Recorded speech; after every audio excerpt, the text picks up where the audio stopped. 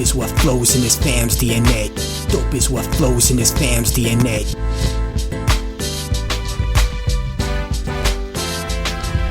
What's good, everybody, and welcome to Dope Interviews, brought to you by the Mighty 19 Media Group. I'm your host, Warren Shaw, and welcome to Season 5 of Dope Interviews. And this season, we're going to be mixing it up a little bit. I'm bringing in some of my closest friends and family to interact with some of the celebrities and things that you're used to on Dope Interviews. But first up this season, I'm really excited. We have an amazing guest, a guy who I've seen kind of grow up into the man that he is today. He is Bluefield State's college hooper, my guy, Jordan Hinds. Jordan, what's good, family? How you doing today? I'm good. How you doing? No complaints, brother. It's so good to kind of be in the virtual building with you. But I tell my fans and listeners, with this one being a friends and family edition, I know your pops. I know your pops for a very, very long time. Seeing you grow up into this, like the wonderful human being that you are. And I think this is just an amazing opportunity to kind of tell you a little bit of your story from a basketball perspective, but the human side as well too. So again, I want to thank you so much for taking the time to rock with us here on Dope Interviews, my guy. Thank you for having me. So I'm going to start with an oldie, something I'm sure you've heard before, what the case would be, but I'm sure you've, if you're a hooper, you've seen Love and Basketball at some point. So we'll start with this, Jordan. When did you fall in love with basketball, my guy? I basically started playing when I was around 3 years old. I started playing like rec league ball. I pretty much played that until like the 5th grade. And then I got into travel basketball. I started playing with grind time basketball, which was my AAU team to start off with. I was kind of new to the scene, and it was very different from rec ball because I was kind of the man in rec ball. And the transition was, it wasn't the smoothest at first. I wasn't used to playing 3 games a day, but traveling all around town, going across the state. But I got adjusted pretty easily, and then I pretty much just played there for 2 years. Then I moved on to an organization called South Florida Shockers. I moved on to there. I pretty much played there from my 6th to 8th grade, and then I would say I got serious around my sophomore year of high school. Was like when I took it serious. My dad coached me pretty much my whole life. And until like my freshman year of high school was pretty much like when he dropped off and he stopped coaching me. And then I would say that's when I started to love it a little more because I was on my own. I really didn't have him pushing me, and he kind of really backed off, really. And I feel like that's what really just made me start loving it, really.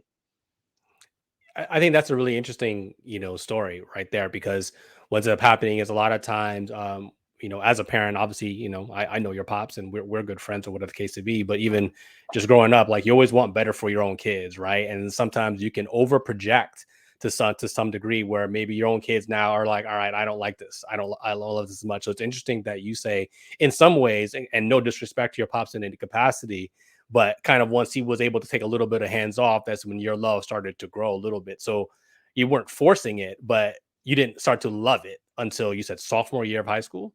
Yeah, because obviously I've been around basketball my whole life. Sure. My dad, my parents, my parents always been there right by me. And my dad was always like my coach, either like head coach, assistant coach. So it was kind of like I was just like the coach's son. And I didn't really like that title. You know what I'm saying? So I feel like once I was able to branch off and then kind of just have like start my own name or whatever, I feel like that's when I really just started liking it. It wasn't just like oh yeah, he's playing because he's dad's son, like my dad was screaming at me in front of everybody else. It'll be like, all right, dad, chill, like, you know what I'm saying? But then as soon as he backed off, that's just really when I started liking it for real. Did you feel like you got, again, maybe overly criticized, not necessarily by your dad, but even by others? It's like, oh, Jordan, that's coach's son type situation. Did that play into it too? Or was that something that you personally dealt with as opposed to maybe others projecting that onto you? I feel like, maybe it was just me like in my own head. Like if I missed a shot or something, just hearing my dad screaming on the side, and then I shut down, and it'd be like, or I'd be embarrassed or somewhat. But he really just wanted the best for me.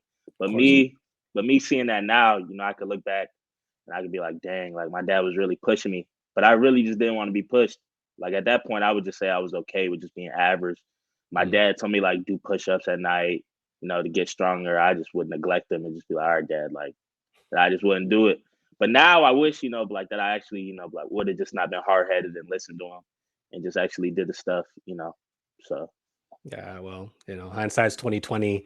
But as again, parents all love their children, and I think there's always a way to kind of go about that. And I can even speak from my own personal experiences now, watching my stepson trying to hoop and the whole nine. And it's a really interesting situation. And on his team, there is a dad of another kid who you can see the impact that his dad has on him, yelling and screaming, not as a coach, but even just being there in the audience. He hears everything he says on the sidelines. And I think as parents, we need to understand how to toe that line appropriately to make sure that we can still have the love and joy for watching our children play, but they can still have the love and joy of actually just playing without the pressure of us yelling and screaming at them. So I think that's an actual really, poignant point.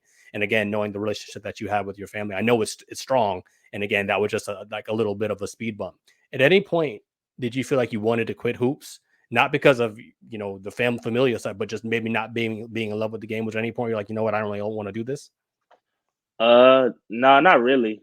Good. I pretty much always figured it would be basketball. But the only time I would say like where I was most frustrated in my life would probably be, I think it was my ninth grade summer going into 10th grade. I went to Franklin Academy, like my freshman year, and that pretty much like isn't like a known for basketball kind of school. Yep. So then, I went out to Franklin Academy my freshman year.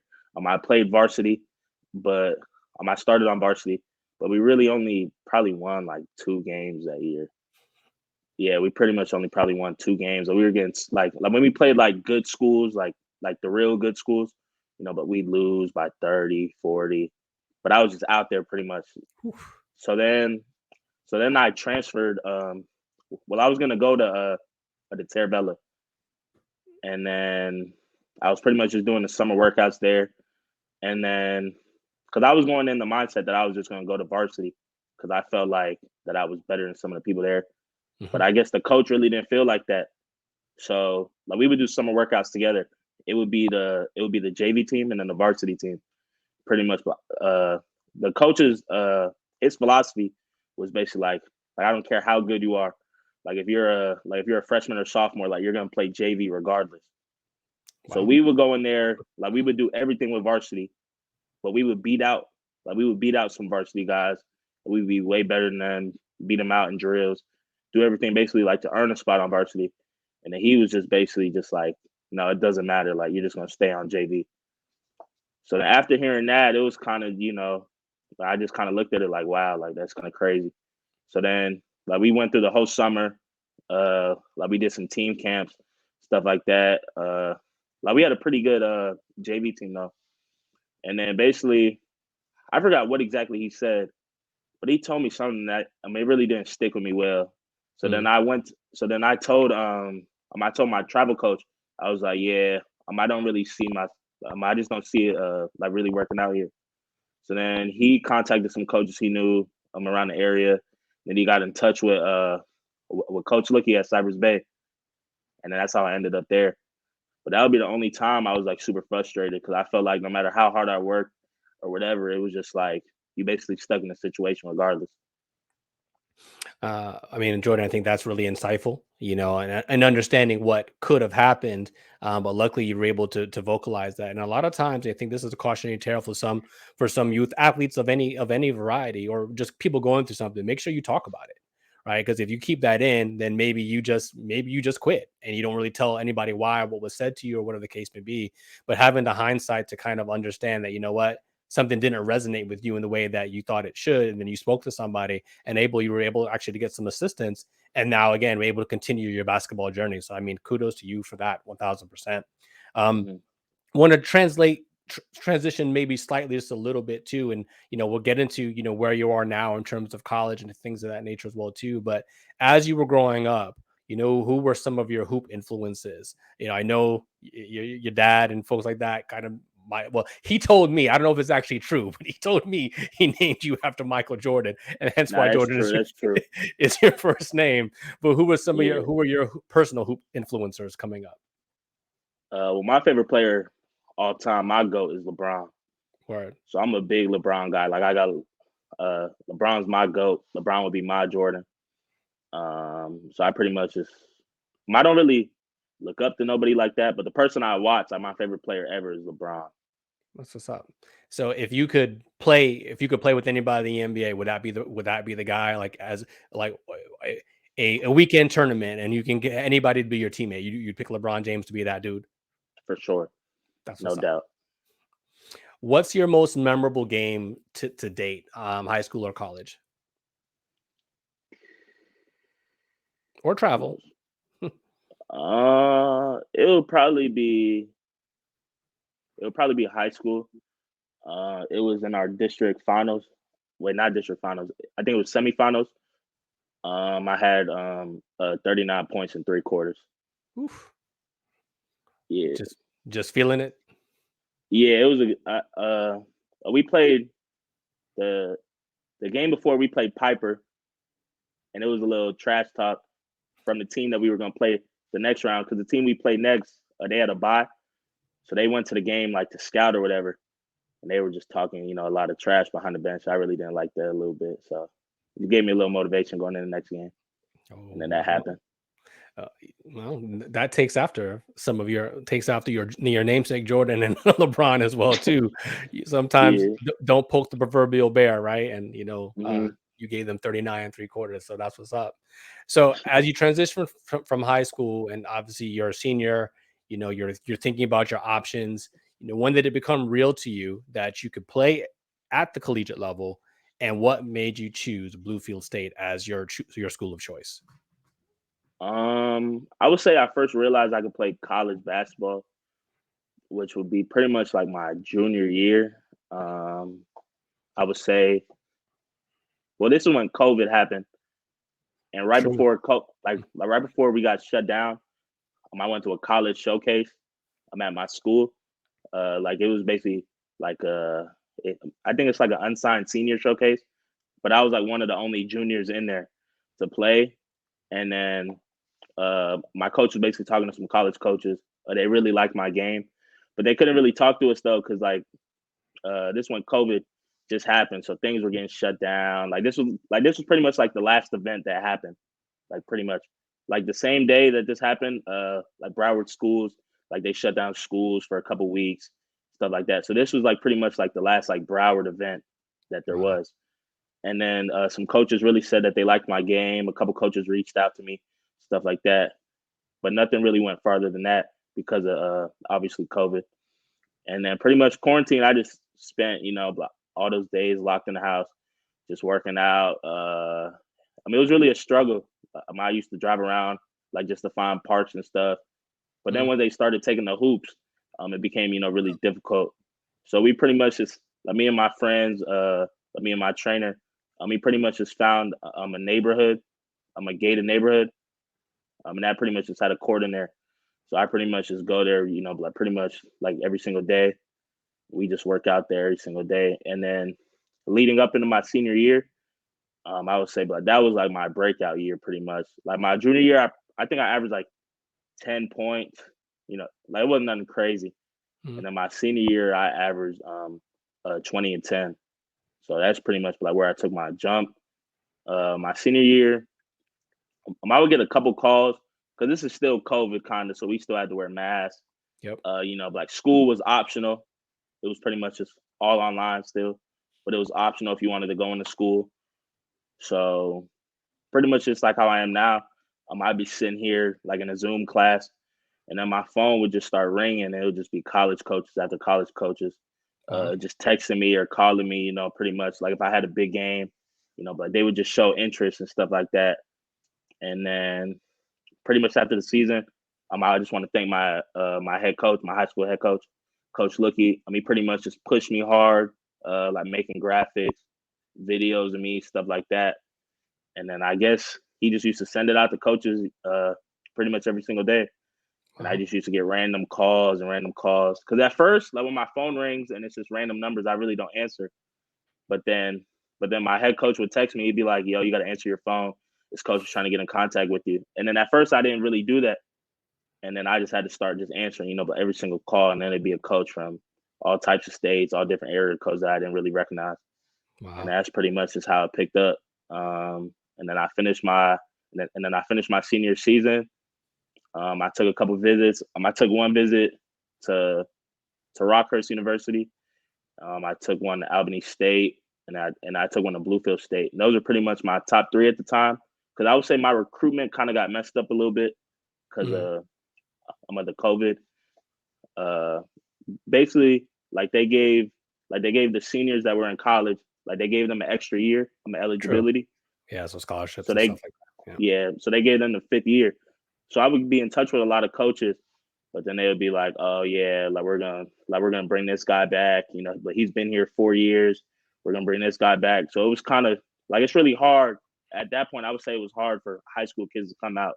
I'm gonna really get scholarships like that. So at that point, it was really tough, just weighing out my options, like seeing what schools had full rides, half scholarships, stuff like that. So I pretty much just narrowed my three to Rockhurst University, Albany State, and Bluefield State. I took a visit with my dad to Rockhurst. I took a visit with my mom to Albany, and then I went out to Bluefield like by myself. Seems to be a And theme then here. When you start to do yeah, things by yourself, that's when the nah, decisions really start to shake.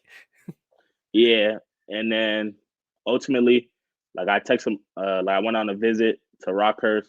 It was cool. The coach really liked me. He showed a lot of interest, but it just wasn't the right fit. Mm. At my Albany State, it was the same thing. Like I liked it there a lot, but it just didn't feel like home. Like if you know what I mean. And then I took my last visit to Bluefield State. I actually went there like with my friend. Like they brought us together on a visit, and Word. then we went out there, and then it was very different from obviously South Florida. It's in Bluefield, West Virginia. I never been to West Virginia, so it was in the mountains. It was Mm. cold, and it was cold around like April. So I'm like, whoa, it's super hot back home. I had to wear sweats, jacket, So it was very different, but I liked it though because it was just like slow. You could just focus out there, really get your stuff done. And then it was a great visit out there. Met all the coaches, toured the campus obviously. And then on my way back home, I basically just texted my mom, and I was just like, "Yeah, this is the place for me." My family, like, they just told me, just wait it out, but like just see, but like evaluate your options because obviously they're just thinking like it's fresh, obviously. So they wanted me to, just take my time, evaluate it, and then ultimately that was the best decision that I think I could ever make. How much of it being an HBCU did that play into the role in any capacity versus not? Um, well, Albany State was a HBCU Sure. as well. Um, I mean, obviously, I feel like that's a big factor. But regardless if it was HBCU or if it wasn't, I'm pretty sure I still would have picked it. But I mean, obviously, like walking around campus and seeing people just like me every single day, it helps a lot. It makes you feel more comfortable, things of that nature. Let me ask you this question really quickly, and not to get into overly, the political side of the collegiate environment, but do you feel, or even, I mean, again, you're kind of operating at a different level as a student athlete, not in a negative way in any capacity, but do you feel there's a difference between like the tiers of HBCUs? Like I've started to hear that more recently that, oh, well, this HBCU gets more shine than this one or that one. Or is there really a sense of community that you can tell, from that, or is it really just kind of dependent on the actual school itself? What's your assessment on that? I mean, obviously, everybody knows, like the top HBCUs like a Howard, Morgan State, a FAMU, you know what I'm saying? But I mean, ultimately, I feel like all HBCUs are pretty much, just like tied in together. It's pretty much a family aspect, but when we go out to play, like other HBCUs, it's pretty much the same thing. Like obviously we're competing, but at the end of the day, like we're all, like trying to reach the same goal. And I feel like after the game, but like we'll follow each other, we'll link up, connect, stuff like that. So I mean, I would just say, it's pretty much just a big family. Because my school, we just joined the CIAA. which is a D2 HBCU conference. So it's all HBCUs in the conference. So we have I mean, I'd just say it's a good thing. We're talking with Jordan Hinds here at Bluefield State HBCU College. Jordan, let's talk a little bit more about the hoop side of it, right? So you've been there, and how did your perspective change from high school hoops to even Division II hoops? Bigger, faster, stronger, have to work harder, all of those things? Or was the transition a little bit smoother? How did the coaches, teammates, all of that, how did that all work out for you specifically? So basically, when I got there my freshman year, but we arrived on campus. We started playing some pickup games, but just trying to get familiar, like with all the guys, like just kind of feel out everybody's game, stuff like that. And then we pretty much just went, like straight into preseason. It was a brand new coach, and it was necessarily a brand new team because from the year before that, it was only 3 returners from the year before that. So it was pretty much just fairly like everybody had a clean slate, new coach, all new players basically for the most part.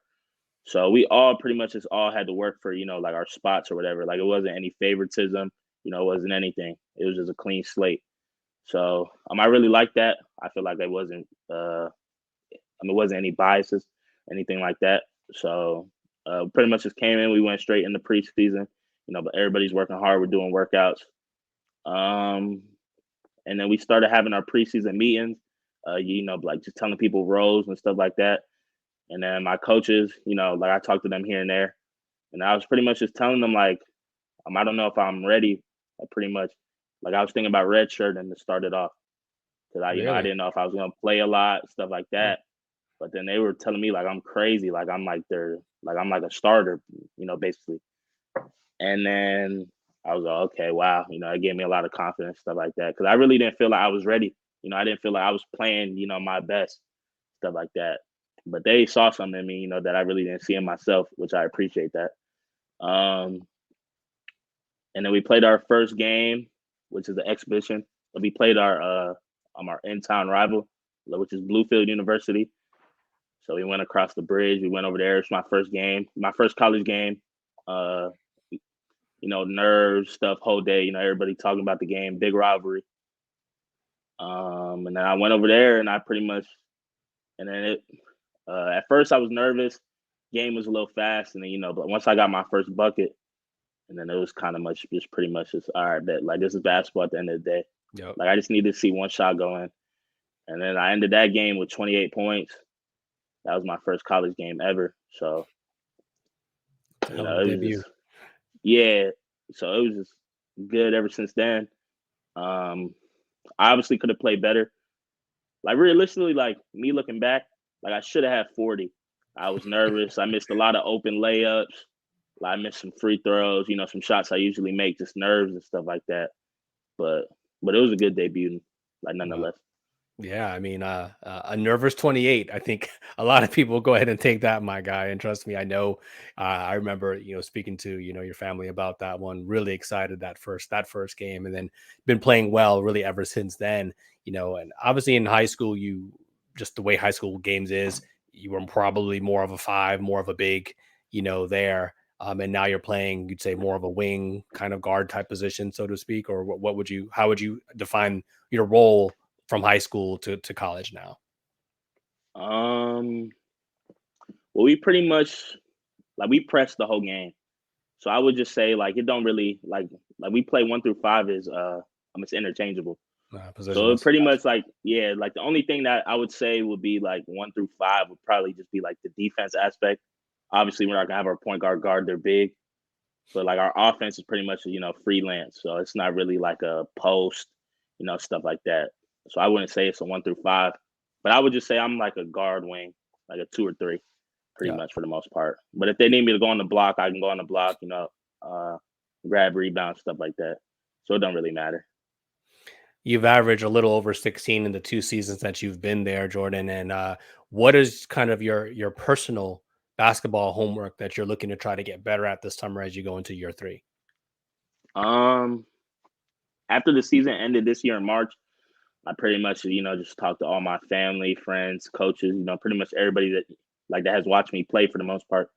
I pretty much just ask them to just give me, like brutal, honest feedback on the things I need to work on, but what could you see me improving, stuff like that. Like I just really needed everybody to be real with me.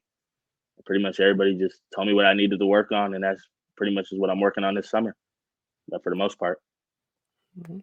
And through your success, the big thing in college right now for a lot of athletes is the NIL. Have you been able to secure any NIL sponsorships, endorsements? Is that something that you're looking at, or not really focused on that because you have so many things to focus on, outside of, endorsements? I have one deal with a shoe store in Bluefield, which is Word. called 3KPG. So I have one deal, but I'm looking to pick up a couple more. So I'm trying to look to get maybe a couple down here, stuff like that, and then like when I go back to school in a couple weeks, I'm looking to get some out there as well. That's what's up. So are they coming out to you? How are you feeling? Are you handling that too? Or are you going through your parents with that, or going through the team? How is that working for you to kind of negotiate some of those deals for you? Um, like I've had a couple people reach out to like my coaches or to just people that know me, but it really hasn't been anything that's like really picked up. So I'm really looking to, just really, get a couple more deals, but get a couple more exposure, stuff like that. So that's what I'm looking to really gain this year as well. Well, as you continue to hoop, there's no doubt that they will continue to roll in and your phone will blowing up like you were a senior when you're averaging 20 and 10. And you're gonna have to answer some of those strange phone calls that you don't recognize, if you will. Last couple ones before you let you get out of here. Some of your guilty pleasures, brother. Like, what do you do off the court? How do you balance your academics, personal life, family, et cetera, et cetera? What are some of the things you do to kind of just relax and chill?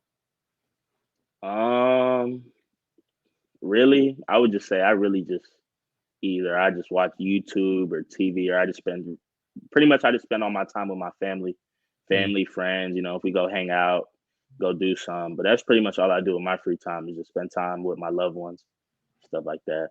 I don't really do too much.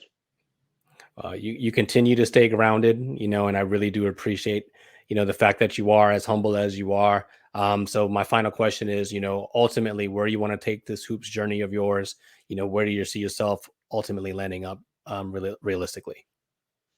I'm looking to go pro, whether that's NBA, G League, overseas, or wherever really. I'm looking to do these last 2 years and then pretty much, just continue to build my resume and then sign with an agency and then just go from there and just evaluate my options, like what other opportunities I have. And then pretty much just go from there and just try to be a professional basketball player at the end of the day, which is my ultimate goal. Well, I have no doubt, with the success that you've had thus far, with the work ethic that you continue to put in, the family that you have behind you, the friends that you have behind you, that you're going to be successful in all aspects, of your profession and reaching your goal, being a pro hooper at some point, in some stage, at some level. That is all the time we have for today. I want to thank my guest, Jordan Hinds, again for joining me here in Dope Interviews. Make sure, again, you follow him on IG at jhinds_. I'm Warren Shaw. You can follow me at dope_interviews, or you can follow me at Shaw Sports NBA. You know what it is. He is Jordan Hinds. I'm Warren Shaw, and it's been another Dope Interview. Together we stand, divided we never. The vision is one, striving for the better. Working as a team, working toward a dream. It's not even work when the team is the dream. On a united front, we got our own back. A band of brothers to counteract any attack. One heart in fact, forget what the blood say. Dope is what flows in this fam's DNA. So let's do it for the love, give to the max. Listen to opinion, but react to facts. And remember that together with a but separate, just pieces of it.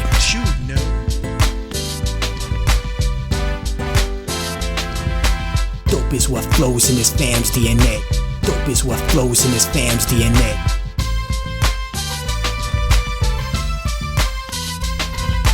Family represent like a tree with names on it. We're free, no chains on it. Relieved, the pain's gone, I can see. We come together like questions on a quiz. Mojo Flow and Viz, man, you know what it is. And if ignorance is bliss, you're gonna hate this lesson. Organized intellect like a tropical depression. My symbol is the cross, a mic and ghost peppers. Cause I'm just a black sheep, growing up to be a shepherd. Moonlighting as a weapon to protect the children. Every brother is a father, dynasties we're building. Max, J and K, Bay, and Isaiah, next level of the family foundation, understand me?